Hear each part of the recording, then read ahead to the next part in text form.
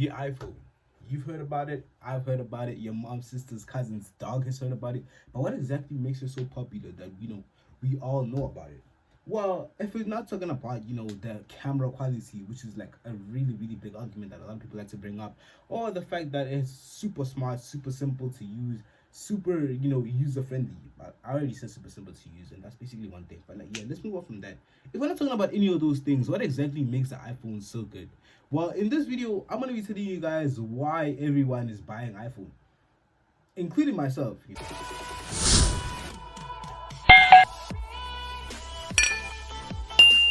So yeah, just to talk about, before I get into all that super technological stuff, I'm just gonna tell y'all the iPhone is a really nice phone, guys. Like, I don't have an iPhone on me right now to show y'all on hand because I'm filming with an iPhone right now, which you can tell the camera quality is exquisite. But like, the iPhone is a really, really, really, really nice phone to use. The aesthetic of an iPhone itself is very nice. An iPhone is beautiful. Customization options might not be as good as Samsung's, but like, the iPhone aesthetic is a very nice aesthetic to use, right? Now, with all that being said, let's move on to the tech stuff now, or like the technical stuff, or why people are buying iPhone. First off, we're gonna start off with global revenue, right? An iPhone is an expensive phone. When you think iPhone, if we're not talking about the sixes and the sevens, right, and the eights, because like those are like the older versions of iPhone. I'm talking about uh, like how do I put this? I'm talking about the flagship versions of the phone, like from at least the 13 and above. The iPhone is an expensive phone. We all know that if you want an iPhone or like the 13 and above, I mean, you're gonna need to have like a lot of money, or you can take it out on contract, right? But like, yeah, the iPhone is an expensive phone. So when we move on to global revenue, is when we talk about the fact that so yeah, each year around 15 million people globally have earned high incomes or are starting to earn high incomes. So when people have an extra money or like extra income, extra revenue stream, they usually start buying expensive things. And when you think of an expensive accessory, more specifically an expensive phone, you would think what? iPhone, right? Because iPhone, the whole stigma around iPhone is that it's expensive. And secondly, iPhone has only flagship phones, right? The only way for you to get a cheap iPhone is if you buy an older version of the iPhone. But with Samsung, if you want a cheap Samsung, you can go to the shop right now and buy like a Samsung A02. Those who know, a Samsung A02 for around like 2,000 rand, or like 1,000 rand, or like you can get really, really cheap iPhone. I mean, really, really cheap Android phones. But with iOS, the only way you're getting a cheap iOS is if you buy like an iPhone 6, which came out like more than like 7 years ago, right? So the stigma around iPhone is that it's expensive, and the stigma around iPhone is that it has no flag. I mean, it has no cheap phones. It only has flagship phones. So when people get more money or extra money that they can spend on an expensive phone, they typically go towards iPhone. So that's one of the reasons why people are buying more iPhones. Another reason would be self competition. Nah. Well, I think this is the name of Apple's marketing strategy. This is basically just like an inside dig through. See, I've spoken about Apple's marketing strategy a lot of times throughout the years. The most recent time, speaking about the Apple Vision Pros, which are basically these virtual reality goggles that they released that cost 40,000 rand, right? And in a few years, when they release cheaper versions that are like cost like 10,000 rand, we already know that the Apple Vision Pros are like super useful, all that stuff. They cost 40,000 rand. That way, when they drop an Apple Vision Pro Lite or an Apple Vision Pro Mini, people will go buy it because it'll be like, oh my gosh, it's that expensive thing that I wanted like a few years ago that I couldn't afford. I can now afford it now, which is when they would go and buy it. Which is just one of their marketing strategies. Another marketing strategy that I want to talk about today is with the phones is the slow build up.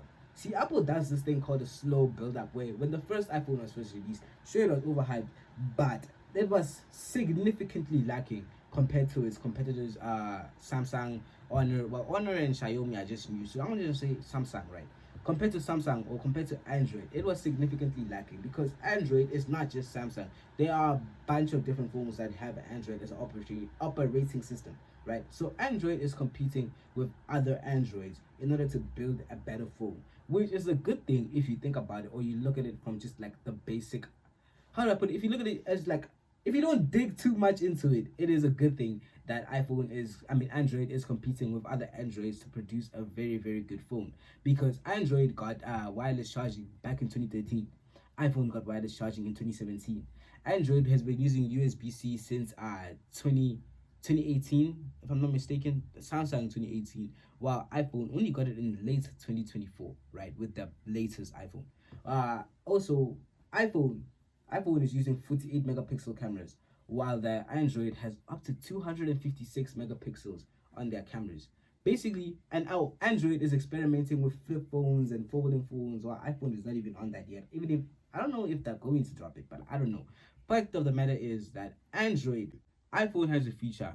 You can bet your lucky stars that Samsung had that feature like years before iPhone did. Basically, what I'm trying to say is that iPhone has a slow build-up strategy, right? But this is actually smart because, like, stay with me now. Android has released flips, it has released fold, it has released USB-C, it has released it has released AI. iPhone just released AI. It has released AI. It's been having these Geminis, these all those stuff. It's been having them because it built up super fast while competing with other Androids. While iPhone was just competing with itself and did everything slow, which sounds bad but isn't, because stay with me now. With every new iPhone update, they're telling us about a faster battery. Android already had that. They're telling us about wireless charging. Android already has that. They're telling about like big screens. Android phones have been big. iPhones used to be like tiny, dog. Like they used to be small. They're telling us about big screen. They're telling us about things that Android already had. But now, with every new update, they are giving you something extra, which a loyal iPhone fan would be like, oh my gosh, this new iPhone has USB-C, even though Android already had it. But for me, who's strictly an iPhone user, if I see that, oh my gosh, iPhone has USB-C, now I can charge it USB-C, I'll be excited. But now, Android has no real update to give anymore because they already did everything super duper fast. So now they don't really have much to give with that to their Androids that'll be like, oh my gosh, it's a new feature. You get what I'm saying. Another thing that I'd like to point out that iPhone does better than Android is the network effect. The network effect is an economics term that uses to describe things that get better the more people use them. And Android is one of the iPhone is one of the only tech companies around the world who use this philosophy to build their marketing strategy and their products in general, right? So example, if you don't get what I'm trying to say already, iMessage. iMessage is an iPhone only feature that can be used. It's unlimited. It's super free. And it works very well. But you can only use it against, you guessed it, other iPhone users, because an Android user doesn't have access to iMessage.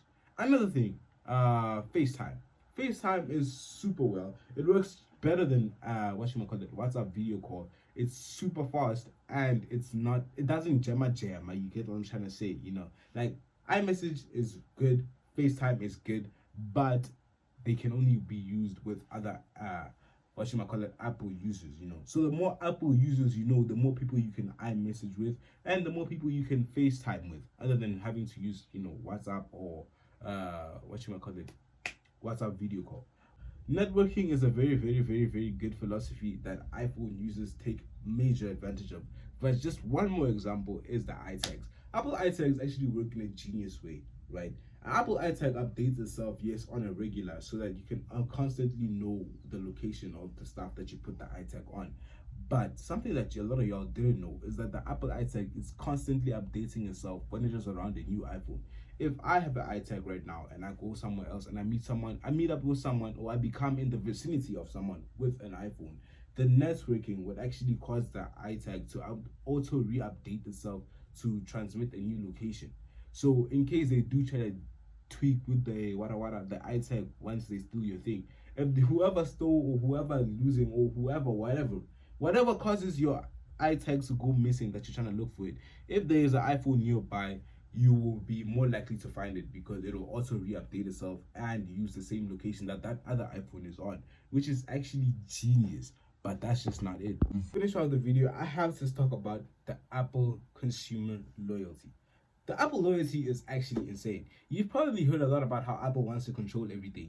Have like your phone. If your phone ever breaks, it has to be fixed at an official iPhone repairman, or the fact that you can't buy batteries from other, like, a non-Apple battery won't work on your phone, or the fact that if you want to talk to people, you have to talk to people who are on another iPhone. If you want to airdrop messages, you have to airdrop messages to people who are on iPhone as well. Or if you want to buy iPhone accessories, iPhone will refuse to pay off other things that aren't iPhone. Just all of that stuff might seem a bit controlling or a bit promiscuous or a bit anti-consumer, but if you are a diehard Apple fan who doesn't mind spending top dollar for their flagship phones and their Apple accessories, it creates an ecosystem that works so well together that you don't barely even like realize that you're spending more than thousands of dollars just to use these accessories.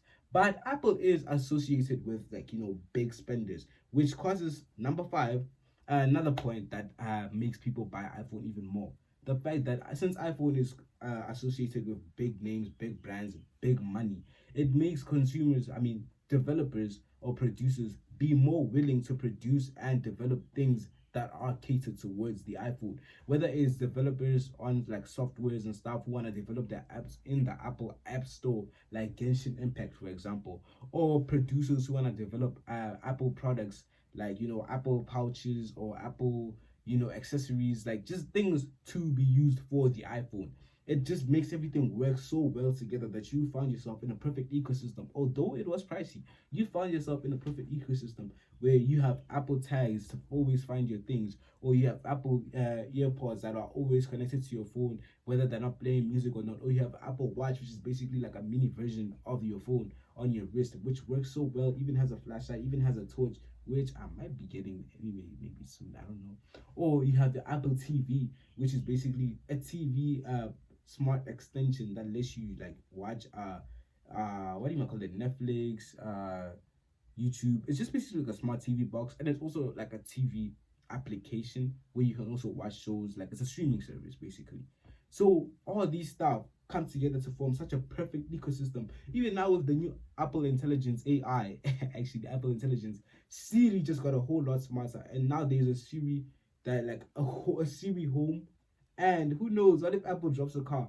But basically what I'm trying to say is that Apple has created such a perfect ecosystem to be in that it feels seamless to use an iPhone, even though again it's so expensive, but it seems seamless. And once one person gets an iPhone, it pushes towards more people to get an iPhone, which is also what I was going for with the network aim. So like, yeah, this video was a lot of a lot of yapping, a lot of research that I had to do. But that is basically the reasons why people have started buying iPhone. Thank you guys so much for watching. Make sure to like and subscribe. And Little Man Jay will see you on the next one. Peace out.